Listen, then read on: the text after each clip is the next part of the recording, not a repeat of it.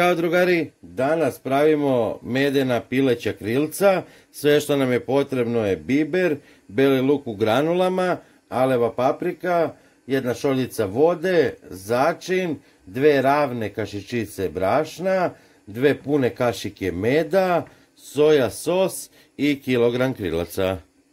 Uzmite neku veću činiju i stavite sva krilca. Dodajemo 2 ravne kašičice začina,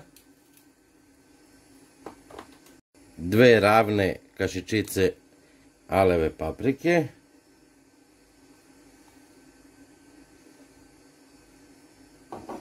bibera pola kašičice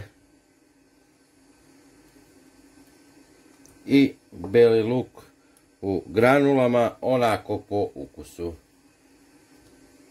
I sve lepo rukom promešamo.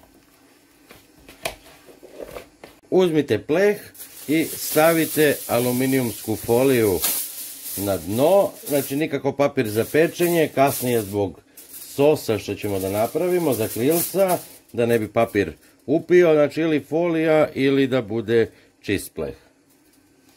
I onda uzimam krilca, znači ovaj deo nisam isekao iz razloga da bi napravio malo dekorativno da izgleda. Znači ovako ga iskrivite i stavljamo u rernu na 200 stepeni da se peče. Nakon 25 minuta pečenja krilaca dodajemo oko 50 ml soja sosa u neku manju šerpicu ili onako da prekrije dno. Dodajemo jednu šoljicu vode. Dodajemo med.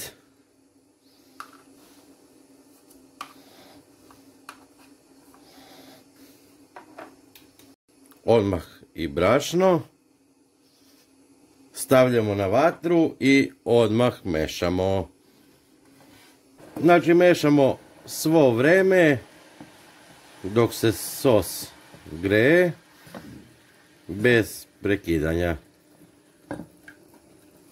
I evo nakon 2 minuta lepo je počelo da ključa, mešamo 2 minuta neprekidno da se sos lepo zgusne. I evo nakon 2 minuta, znači konstantnog mešanja, sos je gotov, sada ćemo da izvadimo krilca. I evo drugari, tačno nakon 30 minuta pečenja, taman je i sos gotov. Uzimam i svako krilce prelivam ovim sosom i to dobro natopite, sve iskoristite ovaj sos. I vraćamo u rernu na 5 minuta još pečenja. I evo drugari, tačno nakon 35 minuta krilca su gotova, zaista fenomenalno mirišu i veoma su ukusna. Probajte, javite mi i veliki pozdrav za vas. Ćao!